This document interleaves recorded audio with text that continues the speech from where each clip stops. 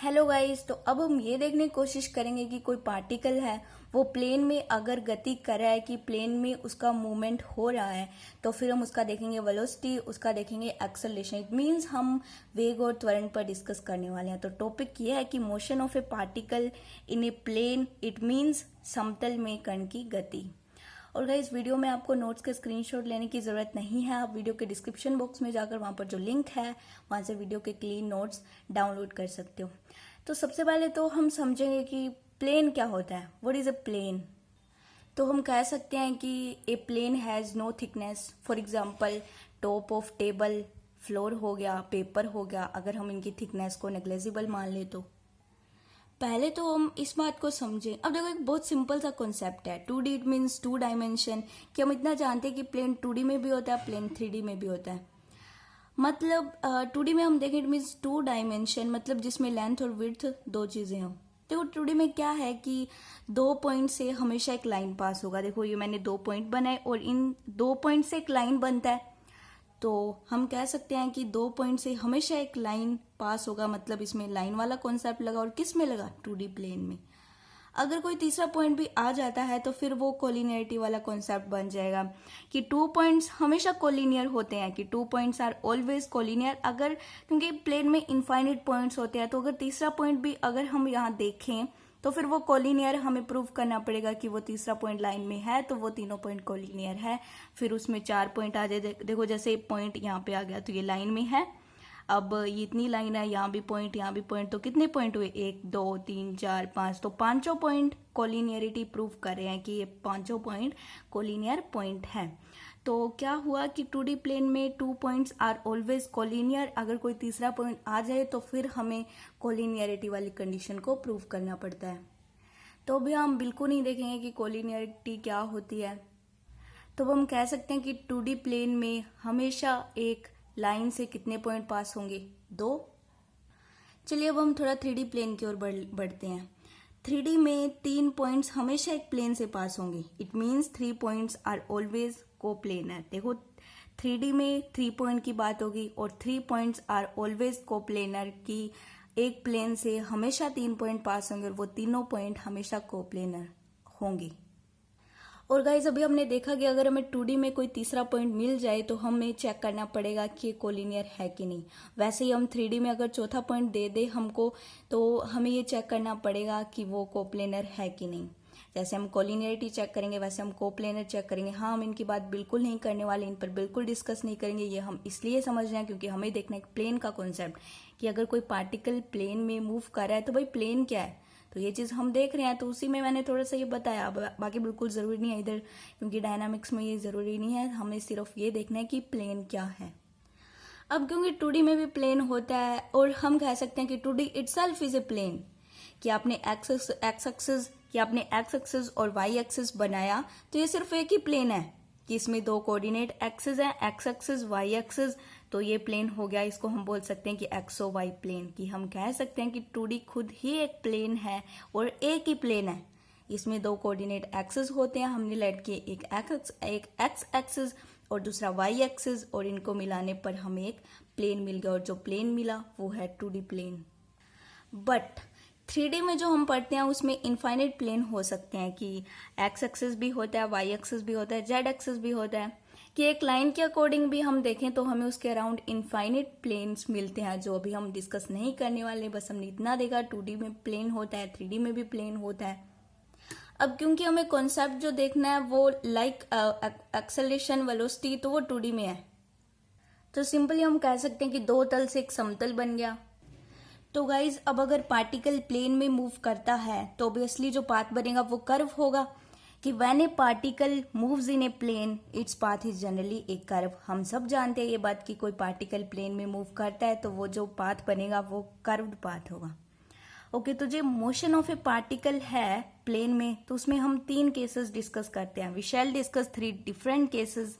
जो फर्स्ट है वो कार्टेशियन कोऑर्डिनेट की। हम कार्टेशियन कोऑर्डिनेट की हेल्प से, कार्टेशियन कोऑर्डिनेट्स आपको पता है एक्स वाई कोऑर्डिनेट जो होते हैं वो कार्टेशियन कोऑर्डिनेट होते हैं, कार्तीय निर्देशांक, जिनको हम देखते हैं parallel to coordinate axis. It means हम वेलोसिटी देखेंगे पैरेलल टू कोऑर्डिनेट एक्सिस, हम एक्सेलरेशन देखेंगे पैरेलल टू कोऑर्डिनेट एक्सिस। किसकी हेल्प से? कार्टेशियन कोऑर्डिनेट की।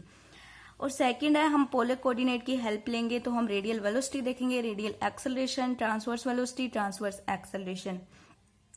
और जो थर्ड पॉइंट है वो इंट्रिंसिक कोऑर्डिनेट्स है। इट मींस हम टेंजेंशियल वेलोसिटी देखेंगे, नॉर्मल वेलोसिटी देखेंगे, टेंजेंशियल एक्सेलरेशन देखेंगे, नॉर्मल एक्सेलरेशन देखेंगे।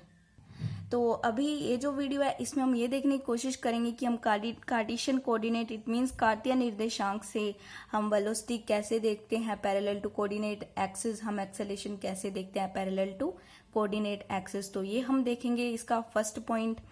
तो हम शुरू करते हैं velocity and acceleration parallel to coordinate axis, निर्देशांक अक्ष के समांतर वेग और त्वरण।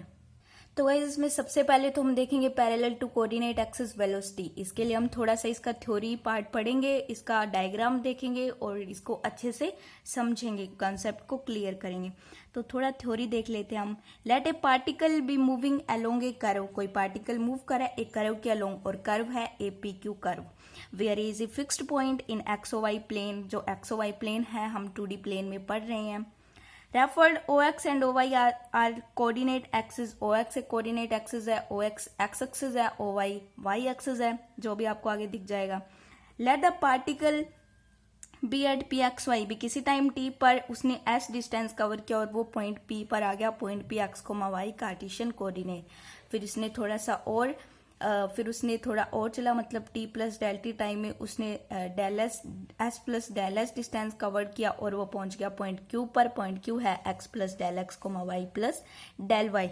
इसने लिखा है देखो यहाँ पे, let the particle be at P x y and Q x plus del x y plus del y at time t and t plus del t. अब ये चीज हम एक बार नहीं पढ़ेंगे, हम सिर्फ सीधा डायग्राम पर आएंगे। अब क्योंकि हमें देखना है velocity of a particle at time t। देखो अभी मैंने क्या किया कि अभी थ्योरी में क्या पढ़ा कि एक एक्सो वाई प्लेन है, OX एक्स एक्सिस है, OY वाई एक्सिस है और एक पार्टिकल है जो प्लेन में मूव कर रहा है। तो उसका A जो है वो फिक्स्ड पॉइंट है, A फिक्स्ड पॉइंट है और किसी टाइम t पर उसका पोजीशन जो है वो P है, PXY, और उसने तब तक S डिस्टेंस कवर किया। तो इसका पहला पोजीशन क्या है, XY PXY।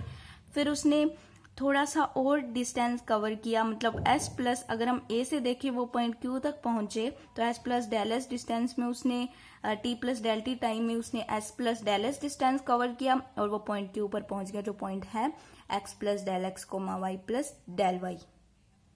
अब क्योंकि हम टेंजेंट पॉइंट P पर ड्रॉ करेंगे और एंगल हमने लेट कर लिया साई, तो गाइज ये जो पॉइंट P है, पॉइंट Q है, इनके बीच में डिस्टेंस बहुत छोटी है, मतलब बहुत ही स्मॉल आर्क है कि पॉइंट P अगर यहाँ है तो पॉइंट Q इतनी सी दूरी पर है, इतनी भी नहीं, बहुत कम, इतू सा बिल्कुल। तो बहुत ही स्मॉल डिस्टेंस है, इसलिए हम इनकी डिस्टेंस नेग्लेजिबल भी मान सकते हैं। और मैंने यहाँ पर इतनी बड़ी क्यों दिखाई है, क्योंकि एक्सप्लेनेशन में दिक्कत ना हो। तो जो पॉइंट P के बिल्कुल पास पॉइंट Q, हमने एक बहुत ही स्मॉल एलिमेंट लिया और वो है डेल एस। तो इसलिए मैंने जो टेंजेंट ड्रॉ किया वो पॉइंट P पर ही हो गया, क्योंकि बहुत ही स्मॉल है, पॉइंट Q भी पॉइंट P के मानो ऊपर ही है, तो इतना नेग्लेजिबल डिस्टेंस में चल रहा है। तो ये सब अप्रोक्सीमेशन में चलता है। तो क्योंकि हम velocity of a particle at time t पर देख रहे हैं तो हमें डिस्प्लेसमेंट चाहिए। तो let arc AP equal S, अभी मैंने बताया कि जो आर्क AP है वो S and small arc, small इतना स्मॉल कि पूछो मत, मतलब बीच की डिस्टेंस ही नेग्लेजिबल। स्मॉल आर्क PQ को हमने लेट कर लिया डेल एस। तो अब हमें डिस्प्लेसमेंट निकालना है। तो डिस्प्लेसमेंट क्या होता है, किसने डिस्टेंस कवर किया वो एक कर्व्ड पाथ बनाओ। डिस्प्लेसमेंट क्या होता है, स्ट्रेट लाइन। मतलब अगर हम डिस्प्लेसमेंट निकालें तो final position minus initial position, तो final position Q S plus del S और इनिशियल पोजीशन S। तो डिस्प्लेसमेंट जो हम अप्रोक्सीमेट वैल्यू निकाले वो डेल एस है और ये बहुत ही एक स्ट्रेट लाइन होती है डिस्प्लेसमेंट। तो अभी हम स्ट्रेट लाइन को ड्रॉ करेंगे। तो गाइस ये आपको रेड डॉट डॉट दिख रहे हैं, ये एक स्ट्रेट लाइन है इन दोनों की और यही डिस्प्लेसमेंट है। और यही डिस्प्लेसमेंट और अप्रोक्सीमेट वैल्यू हमने क्या माना कि आर्क जो लगभग बराबर हो जाएगा कोड के, और ये जीवा होती है गाइस। अभी देखो मैं थोड़ा बता देती हूँ आर्क वर्सेस कोड। ओके, यहाँ देखो एक सर्कल है और ये आर्क हो गया। तो ये जो A और B पॉइंट के बीच में ये जो स्ट्रेट लाइन है वो कोड होती है। ऐसा कुछ वहां भी बना है कि आर्क को हम चाप बोलते हैं, कोड को हम जीवा बोलते हैं। तो ऐसा ही कुछ वहां बना है। अब क्योंकि कोड लगभग बराबर हो गया आर्क के, मतलब जो आर्क है डेल एस, तो कोड भी डेल एस है कि हमारे पास डिस्प्लेसमेंट भी डेल एस है। तो कोड को हमने लगभग बराबर मान लिया आर्क के। अब क्यों माना? क्योंकि बहुत ही स्मॉल एलिमेंट के लिए हम इन सब का यूज कर रहे हैं। तो डेल एस डिस्प्लेसमेंट कब हुआ? तो हम कह सकते हैं this the displacement of the particle during the interval del t time. तो डेल टी टाइम इंटरवल में जो डिस्प्लेसमेंट हुआ वो डेल एस है। अब जो पार्टिकल प्लेन में मूव करता है उसका डिस्प्लेसमेंट हमें मिल गया डेल एस, जो लगभग बराबर हो गया आर्क के। तो हम देखेंगे कि parallel to x axis displacement कितना हुआ, parallel to Y axis displacement कितना हुआ। तो ये चीज हम देखने के लिए एक बार फिर से डायग्राम की ओर देखते हैं कि जो ये पॉइंट P से पॉइंट Q तक डिस्प्लेसमेंट हुआ वो है डेल एस। तो पॉइंट P और Q के बीच में पैरेलल टू एक्स एक्सिस हमें क्या मिला? इतना मिला। देखो मैंने यहाँ पे इस पर परपेंडिकुलर डाला, इस पर परपेंडिकुलर डाला mn। तो ये जो डिस्प्लेसमेंट है वो पैरेलल टू एक्स एक्सिस और वो है डेल एक्स। और हम पैरेलल टू वाई एक्सिस देखेंगे तो ये हो गया इतना डेल वाई। यहाँ से यहाँ तक क्यू आर है डेल वाई और पी आर है डेल एक्स। डेल एक्स है parallel to x axis displacement और डेल वाई है parallel to Y axis displacement. तो अब हम यहाँ से देख लेते हैं कि therefore it's displacement parallel to the coordinate axis in the interval del t are del x and del y respectively. कि अभी अभी हमने देखा कि डेल टी टाइम में पैरेलल टू एक्स एक्सिस जो डिस्प्लेसमेंट होगा वो डेल एक्स होगा और पैरेलल टू वाई एक्सिस जो डिस्प्लेसमेंट होगा वो डेल वाई होगा। तो अभी हमें डिस्प्लेसमेंट मिल गया। और कब मिला? कि जो पार्टिकल है वो मूवमेंट है, वो गति कर रहा है प्लेन में, तो उसका वेलोसिटी हमें चाहिए, तो उसका हमें डिस्टेंस मिल गया। तो अभी हम फाइनली उसका वेलोसिटी निकालेंगे। Hence, if v be the velocity of the particle at time t, then at time t पर हम velocity निकालेंगे किसी पार्टिकल की, तो वो हो जाएगा, क्योंकि यहाँ पे लिमिट का कॉन्सेप्ट लग रहा है। तो गाइज वो जो हमने स्मॉल एलिमेंट लिया था तो वो हम किस में लेते हैं? इंटीग्रेशन के कॉन्सेप्ट में लेते हैं, लिमिट के कॉन्सेप्ट में। अगर हम स्मॉल एलिमेंट लेंगे तो हमारे पास पूरा कवर हो जाएगा। ऐसा कुछ हमने स्ट्रेट लाइन में भी किया था, तो वहां भी हमने स्मॉल एलिमेंट लिया था और उसी का यही कॉन्सेप्ट था कि हमने छोटा सा पार्ट लेके हमने सॉल्व किया और पूरा कवर हो जाए उसमें। तो लिमिट के कॉन्सेप्ट और इंटीग्रेशन के कॉन्सेप्ट में हम स्मॉल एलिमेंट भी ले सकते हैं और लेते हैं हमेशा। तो v equal limit del t tends to 0 कोड P Q upon del T की डिस्प्लेसमेंट क्या है? कोड पी क्यू ही तो था। अभी अभी हमने देखा कि कोड जो है लगभग बराबर आर्क क्या है, तो एक्चुअली हम लिखेंगे तो कोड ही, क्योंकि डिस्प्लेसमेंट क्या है? कोड, एक स्ट्रेट लाइन। तो एट टाइम टी पर हम limit del t tends to 0 कोड P Q upon del t. Okay, तो अभी हम इसको क्या लिख सकते हैं कि अभी हम इसको ये भी लिख सकते हैं ना, कोड P Q upon del S, तो del S upon del T की डेल एस से डेल एस कैंसिल हो जाए तो वापस ये आ जाए। तो हमने इसको थोड़ा सा खींच कर लिख दिया कि हमने थोड़ा सा इसको बढ़ाया। और अब लिमिट के कॉन्सेप्ट में हम देखते हैं कि अब लिमिट इन पर अलग अलग भी लग सकती है। तो limit del s tends to 0 कोड P Q upon del s हो गया, limit del t tends to 0 del S upon del t. अब क्योंकि del t time tends to 0 कि डेल टी टेंड्स टू 0 है, 0 की ओर बढ़ रहा है, 0 की ओर बढ़ रहा है, तो डिस्प्लेसमेंट भी 0 की ओर बढ़ रहा है, क्योंकि इतनी नेग्लिजिबल डिस्टेंस है डेल एस कि वो 0 ही है, 0 की ओर जा रहा है। तो डेल टी अगर टेंड्स टू 0 है तो बसली डेल एस टेंड्स टू 0 है, क्योंकि ये चीज हमने पहले भी देखी हुई है। तो हो गया कोड पी क्यू क्या है। अब हम इन पर लिमिट अप्लाई करेंगे तो कोड पी क्यू डेल एस है, तो डेल एस से कोड पी क्यू क्या हुआ? Del S. तो डेल एस से डेल एस कैंसिल, तो 1 dot d s upon D T. तो वी जो हमें मिला d s upon D t, velocity of a particle in a plane.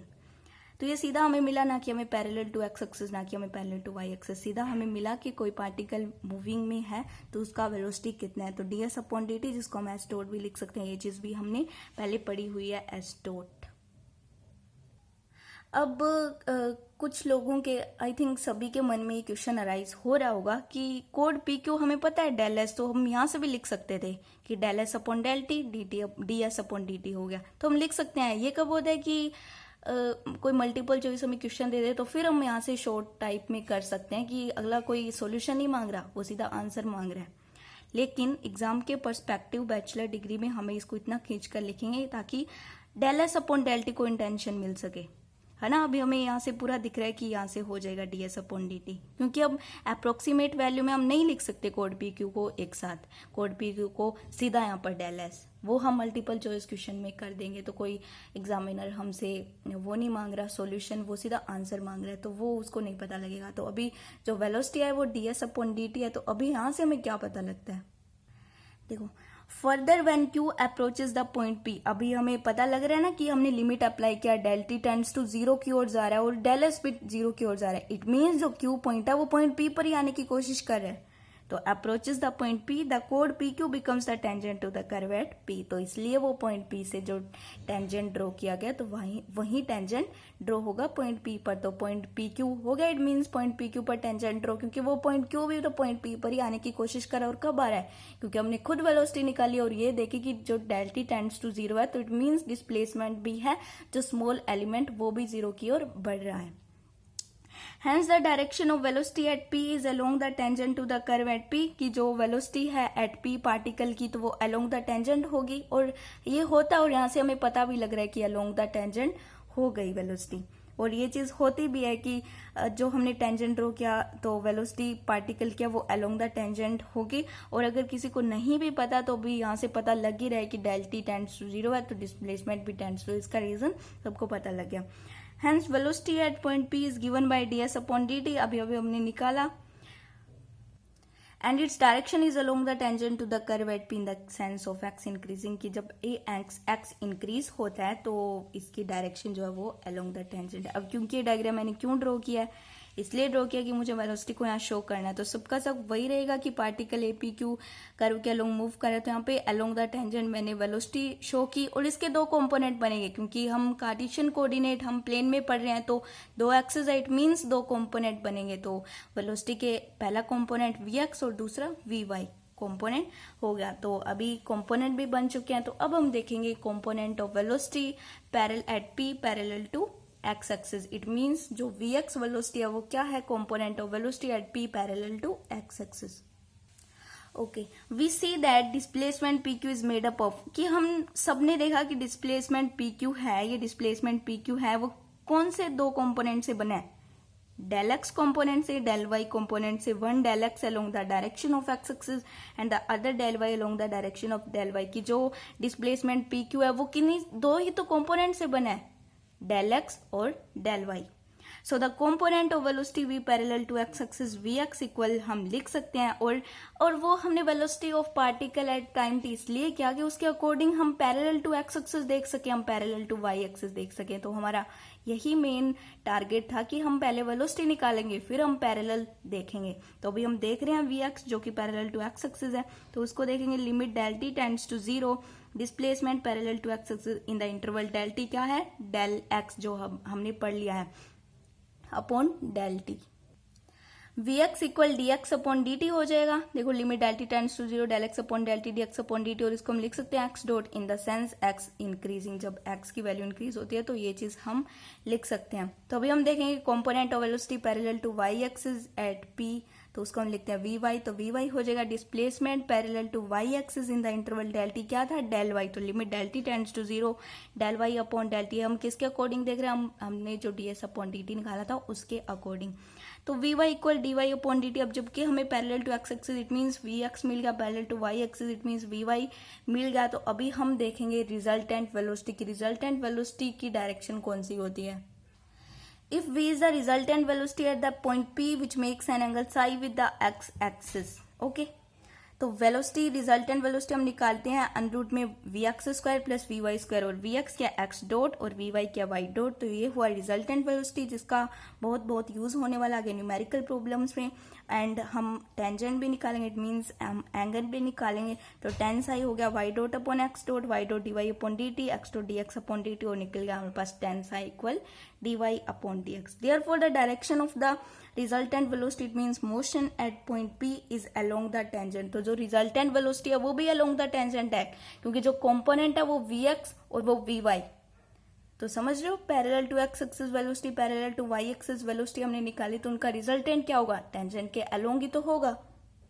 तो वो हम देखने की कोशिश करेंगे कि एक्सेलरेशन क्या होता है। सिमिलरली हम वेलोसिटी की तरह इसको करेंगे, हम कुछ भी डायग्राम नहीं बनाने वाले, क्योंकि कुछ स्टूडेंट्स कहेंगे मैम ये तो हम खुद कर लेंगे एक्सेलरेशन, कि वेलोसिटी हमें समझ आ गया, फिर भी देखने की जरूरत पड़ती है यहाँ पे कि हम थोड़ा सा थ्योरी देखेंगे बिना डायग्राम के, इसको बता देंगे, क्योंकि अभी हमने वेलोसिटी को फुल कॉन्सेप्ट क्लियर कर लिया, तो भी एक्सेलरेशन इसी से रिलेट कर जाएगा। तो सिमिलरली हम देखेंगे। Okay, let u and v be the components of velocity of the particle at p parallel to coordinate axis की किसी टाइम t पर जो पॉइंट है वो u, v है, उधर xy था क्योंकि डिस्प्लेसमेंट के लिए हम पढ़ रहे थे, इधर वेलोसिटी के लिए पढ़ेंगे। तो जड़ जो है वो डिस्प्लेसमेंट ही है, क्योंकि डिस्प्लेसमेंट के लिए हमने डायग्राम देख लिया है, तो भी हम एक्सेलरेशन को सिमिलरली करेंगे। और किसी time t plus del t पर जो पॉइंट q है वो ये है u plus del u v plus del v। Then during the interval del t similarly हम कह सकते हैं कि change in velocity parallel to coordinate axis क्या होगी, एक्स एक्सिस तो हो जाएगी डेल यू, जैसे उधर डेल एक्स थी और डेल एक्स डिस्प्लेसमेंट था, और पैरेलल टू वाई एक्सिस हो जाएगा डेल वी, जैसे उधर parallel to Y axis displacement था डेल वाई।